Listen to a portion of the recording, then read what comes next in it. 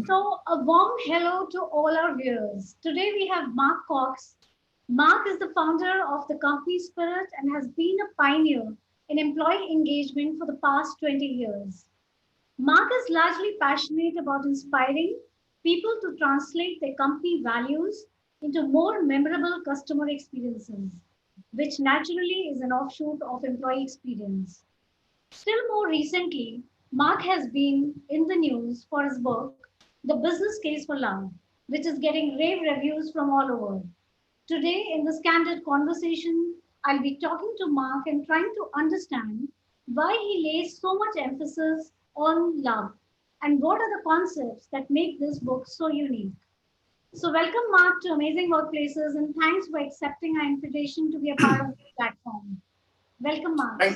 Thank, thank you. And, may I just start by saying what a wonderful it is.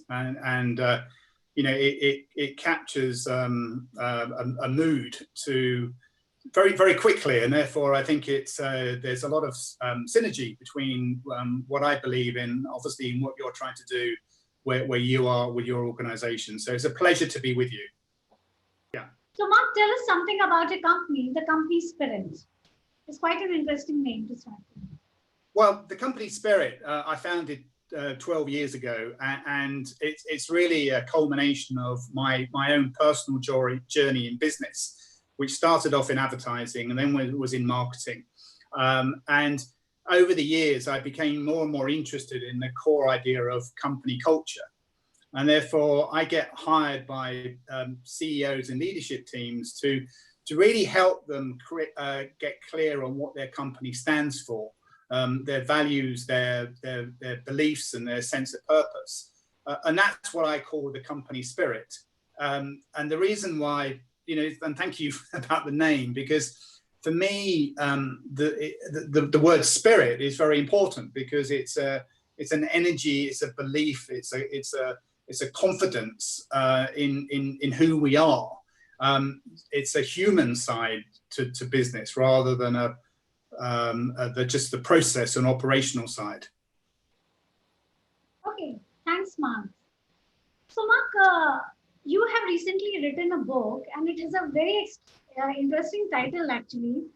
So, what induced you to write this book titled "The Business Case for Love"? Well, it's interesting because when I started the company Spirit, I used the word love with what I was talking about, and it was very divisive. Some people thought it was very soft and fluffy, and they didn't really understand what I was trying to say, whereas others actually understood that it was they got the idea. But so what I tried to do was effectively create the business case for why love matters in business. So to actually put some tangible aspects to why did I think love matters in business. And my start point, to be honest, was actually to go back into the companies I loved.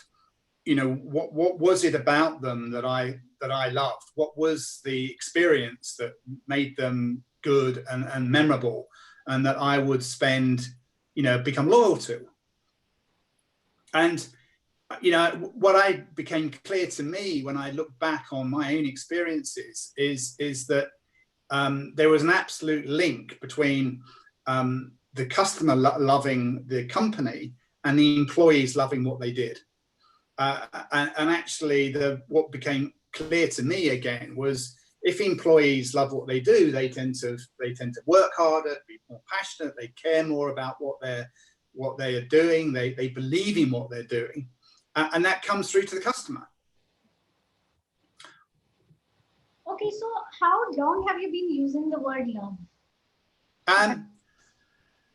Well, all my life, in my personal life, but in my business life, really over the last 10, 12 years. And there's a couple of funny stories actually from my early days to illustrate how polarizing the word love was from. One of my first clients was Kraft Foods but it was based in the Nordics, in Scandinavia, and I was asked to write a proposal, and the people I was working with, they loved the word love, but the people who were signing it off were in Switzerland, and they were worried about the word love. And so I had to create a different phrase. And then about 4 weeks later, the overall CEO of Kraft in Chicago came out with a phrase, which is to say what our goal is we want our customers to love what we do. So suddenly the word love was fine. And then again, another client I worked with in my early days was McLaren Automotive, who were starting the car company. And McLaren obviously was best known for its Formula One racing team. And I got down to the last two as a proper pitch. And on the way, the people who were sponsoring the program, they were really, really worried about me using the word love to a leadership team of men. And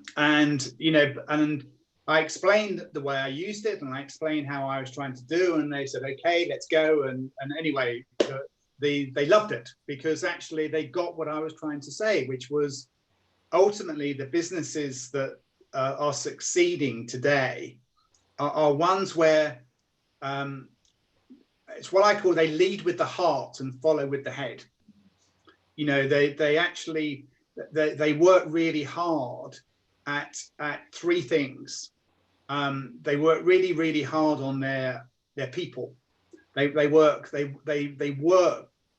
to make sure that there is a strong set of values in place, and a strong sense of belief, and a strong sense of purpose for what the company is trying to do. They also are really confident about what makes them different, and they want to be different. They don't want to be the same as everybody else. And then they are also, they had this mindset of saying, actually, let's really focus on creating a memorable customer experience. If we start by thinking that way, and start by thinking through what is the experience we are going to create, then actually, ultimately, we are going to create an environment where people will love the experience. And in my experience, if they love the experience, they tell others, and a company gets bragged about. People are happy to talk about something they really love. So it's basically about translating employee experience into customer experience, right? If I understand. Well, yes, and I think what's interesting is I make the absolute direct link between those two, whereas perhaps other companies or consultancies don't. They tend to focus on just the employee part, or they focus on the customer part. But I've always made the absolute link by saying, if you want to create a memorable customer experience, you need to start with a memorable employee experience, and you get that link right, and that will lead to this is an English phrase, more money in the till. The business will be more sustainable and more successfully sustainable, because you're building it on solid foundations. So I absolutely make that link. Right. So that brings us to our next question. Actually, in your book, Mark, you mentioned that there are 6 best-in-class company behaviors. I think our audience would really love to hear about these principles directly from you. Yeah. Yeah, it's interesting, because one of the things I found in my work is one thing that is really common is almost every business I've worked with, they judge themselves against their category. This came home to me when I was working with Mercedes-Benz, the car company, and I was working with their showroom team. And perhaps in an obvious way, because car showrooms all tend to be in the same place. And what I found was the people who worked for Mercedes, they were constantly judging themselves against what Audi were doing, or what Jaguar were doing, or what the next car showroom were doing. Whereas, as customers, we don't. As customers, we have this, what I call this Rolodeck of customer experiences in our head that we will judge an experience by. And therefore, you might go in to buy a car, but actually what's in your head is the latest experience I had with Apple, or the latest app I was using, or the last time, although this will be a long time since this happened, the last flight I took, or the last restaurant I went to. So we had this, we had this Rolodeck of experiences. For some it's quite top of mind, for others it's quite recessive. So one of the things I try and do with my clients is to think not best in category, but best in class. And these 6 behaviors have really come out of the listening and working with hundreds of people from different companies and different categories all around the world. And I'll talk briefly about each of the 6, because they're easy. They're not difficult, but it's just a mindset. So the first one is what I call image and experience match. And that is that is simply what you say and what you do are the same things. The challenge is so many businesses don't do that. They will say one thing in their advertising or one thing in their communications, and actually the physical experience can be quite different. And therefore, is it any wonder where customers, they don't really trust that company, because they're saying one thing and doing another. Whereas those that are really clear, this is who we are and this is what we do, and they're one and the same, that they succeed. Another one is what I call constantly inside the heads of the customer. And what I find is that when businesses go wrong, they do 2 things. They become arrogant, and they stop listening to their customers. They sit in their office and they never get out there and understand and experience what goes on. I'll tell you a little story, actually, because India does appear in my book as a country, and it appears in this context, actually. So 2 or 3 years ago, the BBC had a program called Flat Pack Empire, which was about IKEA, and part of the story was IKEA's launch in India, and the story they told was this lady who'd come over from Sweden, and they had what they call home visits. So they didn't do focus groups. They went to sit in somebody's home or their room to really understand how they lived, so that they could adapt what they were doing to that. And they didn't do it once or twice. They did it 800 times. And for me, that was a perfect example of constantly inside the heads of your customer, because the more you're out and the more you're talking to people and the more you listen to people, you get ideas, and you get ideas which are practical. So constantly inside the heads of the customer is number 2. The third one is often the one I say is the most difficult, which is to be brave yet be disciplined. And you have to have both. Bravery is about the confidence to have new ideas, and actually not to be the same as everybody else. But discipline is really saying we need to do that within the framework of what our company stands for. So it's not just about having any idea. It's about something that reflects our values and our core beliefs. And I suppose, look, a very quick way of landing this is an old example, but it's what Apple did when they went into retail all those years ago. Is that the brave thing was to become a retailer, was to actually create Apple stores. But the way they did it reflected the core values of Apple, the company, and the core values of the products that they created. 3 more. So constantly innovating is my 4th. And, you know, it's one of those things where lots of businesses really struggle with the word innovation. But for me, constantly innovating is about saying, you know, we constantly need to keep the experience fresh. You know, my sort of go-to example for this is Google.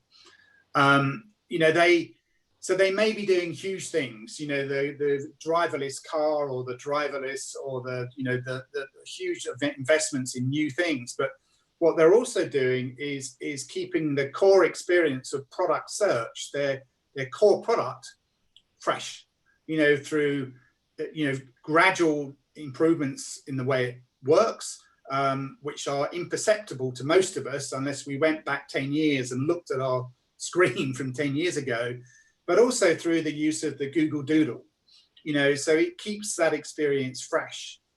And for me, there is a big link between constantly inside the heads of the customer and constantly innovating, because if you're out there, you get ideas, you know, and if you get ideas, then you can say, okay, what are we going to do to keep ahead and keep the experience fresh? So the last 2, and perhaps one is not surprising, is I talk about the idea of memorable customer experiences. And as I said a few minutes ago, this is a mindset where if you start with that vision and you work and you say, what is the vision we're trying to create, and then work backwards to the product, it takes you into a very different place. It takes you into a place where you've actually got the customer absolutely central to what you are thinking through and the experience you're trying to create. Whereas lots of companies, frankly, they start with, here's our product, how are we going to sell it? And therefore the experience becomes not memorable, but transactional. You know, you go, you buy, and that's it. And the last one, I think, will be close to your own heart, because it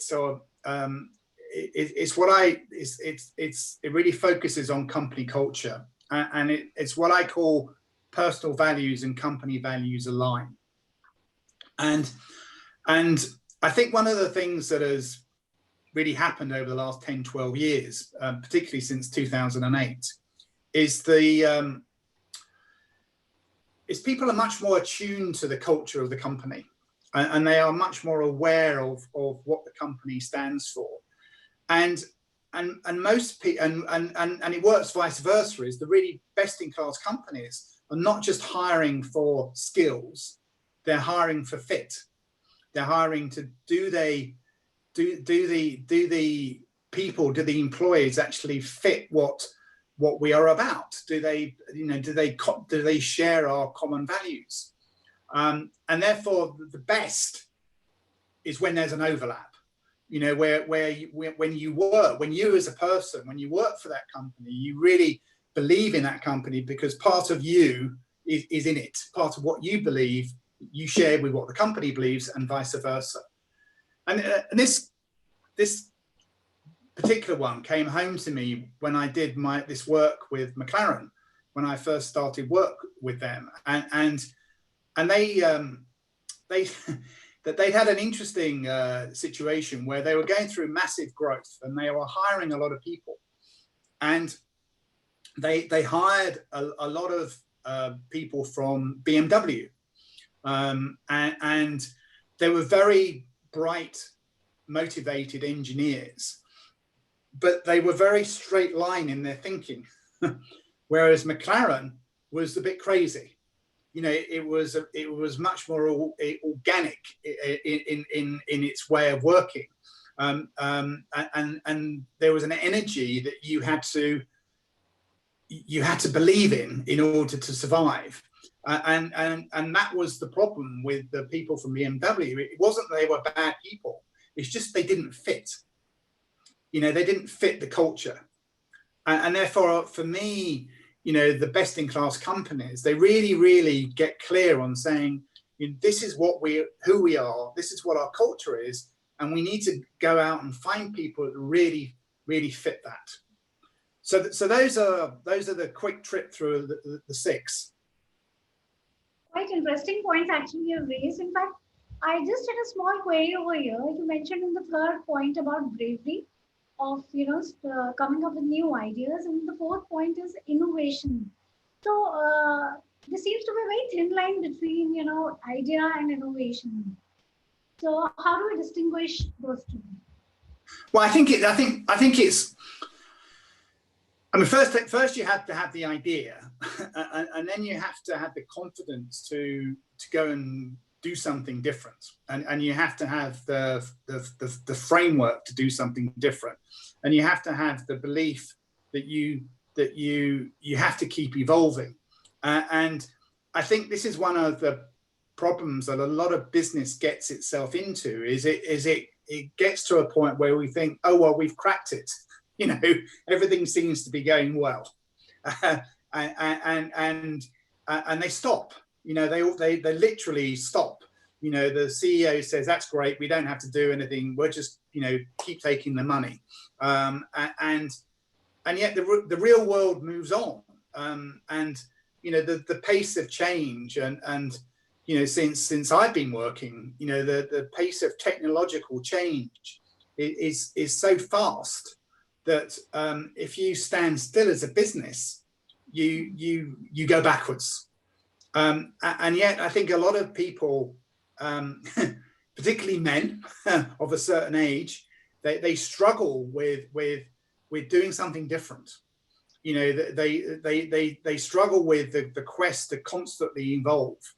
And it's those people, in a way, that they stop, they kind of bringing the drawbridge, and they stop looking out and seeing what's going on in the real world, and they just end up talking to themselves almost, and they think, well, we're fine because within our category we're doing okay, but are not spotting these huge changes. And I think that's one of the reasons why innovation, so many companies struggle with it, because they see it as a big word. They see it as a huge thing that means, oh, well, we need to have a new product, or we have to have a new, a completely new distribution channel. Whereas for me, I mean, sometimes companies do need that, but for me, it's just this mindset of, how do I keep that experience fresh? So when you walk into a place, or you walk into a restaurant, or you walk onto an airline, how do you make sure that experience is of today rather than of 10 years ago? In fact, if on this point only, if we see, Apple is a perfect example of idea of bravery as well as innovation.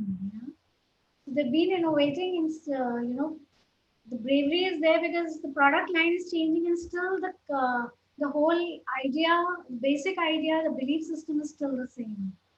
Yeah. Well, and it's perhaps not surprisingly, I'm a huge fan of Steve Jobs, and what he did. And it's interesting, actually. I mean, I don't really tell this story very often, but in my advertising days, I actually worked on the Apple account, but I worked when they'd lost their way.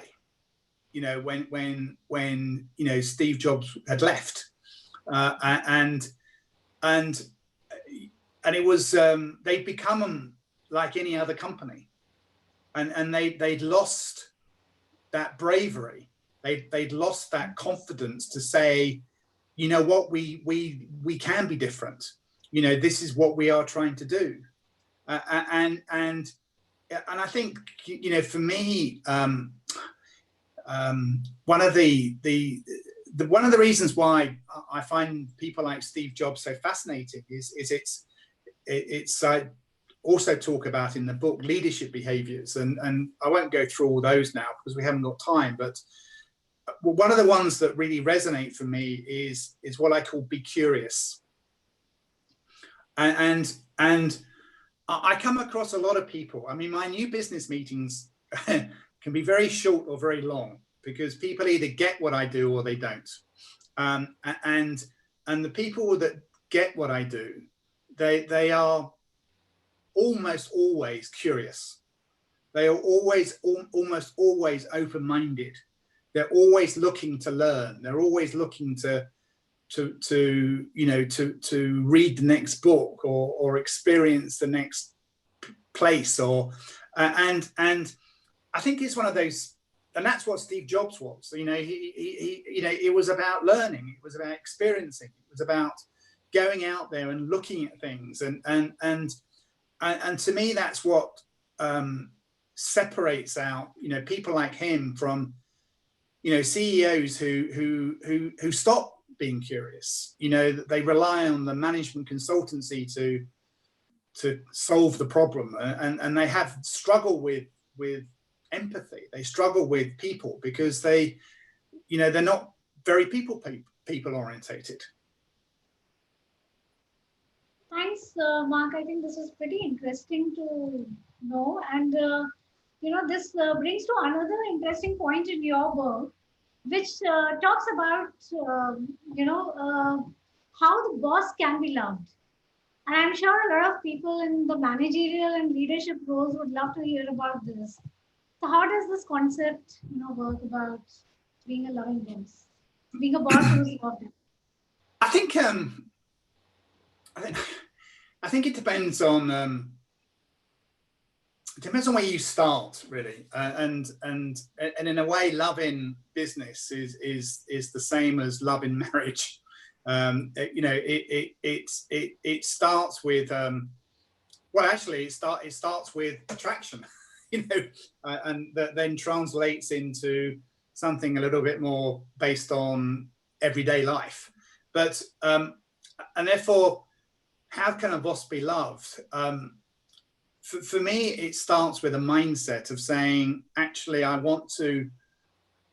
believe in people. I believe that actually, if we work hard and create a culture where people are excited and believe in something good, that the company will do better so they believe in we, not I. They believe in its together we will create. It's interesting. I one of the things I've learned, or not so much learned, people have told me when over the years, is that most people want two things from their bosses today. They want clarity, so they want tell us the numbers, tell us the goals, tell us where we are, tell us what we're expected to do. But they fundamentally also want to feel that they are collaborating in the future. They want to feel involved. They reject that sense of, you get on and do it now because I'm the boss. And actually, I'd call this the Facebook effect.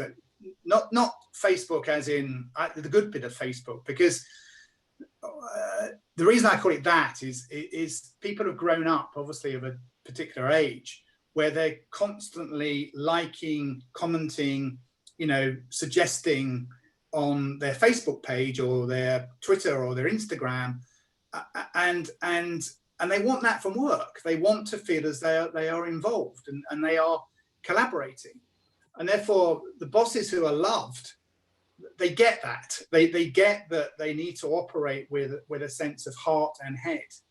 They get that actually they need to drive the culture. They need to be the people that are the person that is responsible for saying, what, actually, this matters, who we are and how we behave, and look after the culture, particularly as a company grows. I think the other aspect I talk about within how can a boss be loved is what I call giving, not taking. And that the idea of giving, not taking, is you give out yourself, you give out your viewpoint, you give to people rather than just take. And so many bosses, they just take, they absorb, they get, it's about, work from 9 till 5, and get your money. Whereas actually the bosses who are loved are not about that. They're about saying, we're going to create this together. I'm going to work with you to do this. So they're giving out a way of working.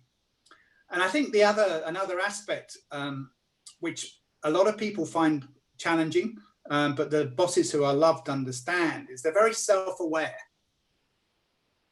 They're very, it's interesting. I a couple of people I've worked with, and again, it's a common thread to my clients, is they're very comfortable of who they are in their own skin, if that makes sense. They're very comfortable with their karma, and who they are, and they're not trying to pretend there's somebody else.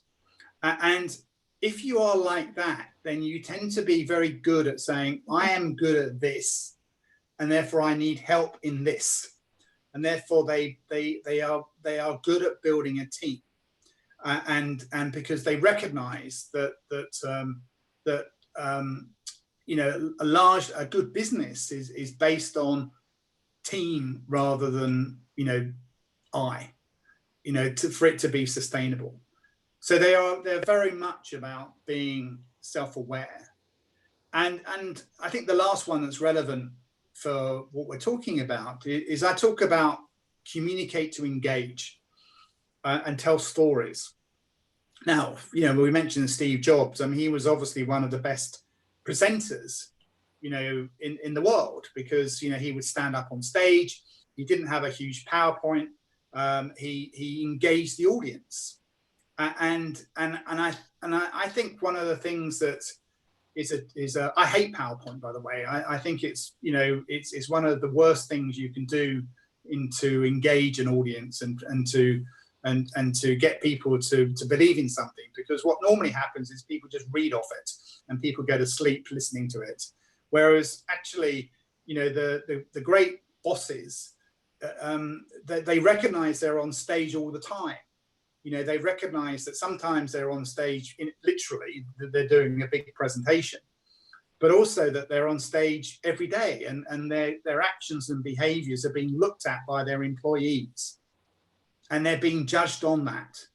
And therefore, goes back to being self-aware. If you know that, then you tend to come across as more human and more understanding and more listening to what's going on. Okay, cool. So I think all the people in the leadership roles have to get a take from this and start imbibing this in their personal lives, actually. So that, Mark, that brings us to the last question that we have. Businesses are going through the toughest phase right now, and where it's natural to think about our own survival first and then about others. In such a scenario, do you think love and business will be even more important post COVID-19? Well, I do, and I do for two reasons. Is that you haven't got time to wait for the McKinsey report in 6 months' time as to what to do, because you've got to react now, and therefore, I think what it's focusing back on is that those leaders who are confident and clear about what their company stands for, and therefore know they've got a compass to use to say, right, this is what's going on. We need to do this, because they believe in their company.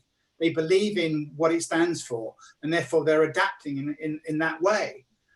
But I think the other side of love comes from my own experiences of what I call one of the reasons to be cheerful of the pandemic, is that there is no doubt that there is much greater love and care and empathy for our human being, our fellow human being. Where I live now, there is more sense of community spirit that there is now than there has ever been in the 20 years or so I've lived here. And therefore, I think that's what people are going to want from business. That they because we've had to love one another, because we've had to care for one another, even if people haven't become ill, but we've been thrown together, we've had to work out how to do things, then people are going to, when they return to work or whether they're working in a different way, whether it's from home or from a different perspective, I think they're going to look much more harder at their company to reflect that. And I truly believe that the ones that are caring and empathetic in the way they are dealing with situations are the ones that will come through. I mean, there's two little examples from the last few weeks, which were to do with redundancies. and Airbnb, had to reduce their workforce by 25%.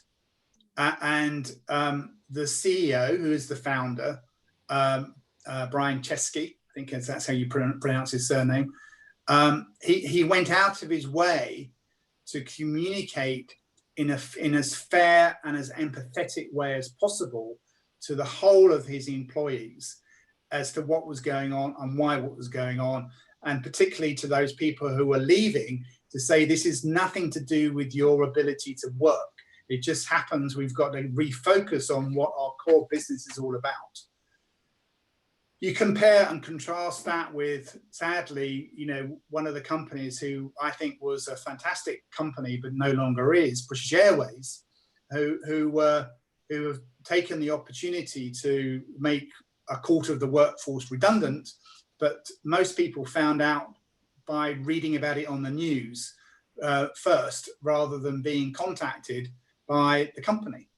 And for me, it's an illustration of the companies who previously didn't really care about their employees or customers are doing the same within the pandemic. And those that did care about their employees and their customers are doing that even more within the pandemic, because they know it's the right thing to do.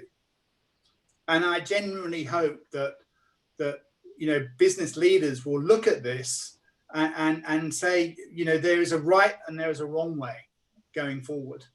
And the wrong way is the British Airways way. The right way is the Airbnb way. Right. So it's very interesting to, learn about your book, Mark, today. And we've been talking about your book for such a long time. Now, do you have a copy of your book with you? I would like you to show to the audience. Yeah, there it is. Oh, awesome. It's a wonderful cover that you have for the book, yeah? And how does one order this book? Well, I think it's varying by... Can you be a little louder? Can you be a little Sorry? louder? Yeah, sorry? Can you be a little louder, actually? I can't hear you, yeah. Yeah, the safest way is via Springer, the publisher. So if you go onto Springer online, then you can order it, but also you get the download immediately. And I think it's taking about 7 to 10 days. I think depending where you are in the world, you can also get it via Amazon. And again, it's taking about that amount of time. But I would recommend you go through the publisher or Amazon. And it's taking about 7 to 10 days. But it's a great cover, isn't it? Yeah, it is. It's a wonderful cover. Yeah. Smart one, yeah. So thanks, Mark, for speaking to us. And I'll ask our audience, whoever is seeing this interview, I would ask them to, request them to order this book, because it's really wonderful. And the way Mark has actually outlined stories about companies that have taken care of the people and that have not taken care of the people. What is the difference between, both these type of companies? If you want to understand the difference, I personally feel that you should go through his book. And thanks, Mark, once again to, for speaking to us. Thank you so much for being on Amazing Workplaces. Yeah. Thank you very much indeed for having me. Yeah. Okay, thank you so much.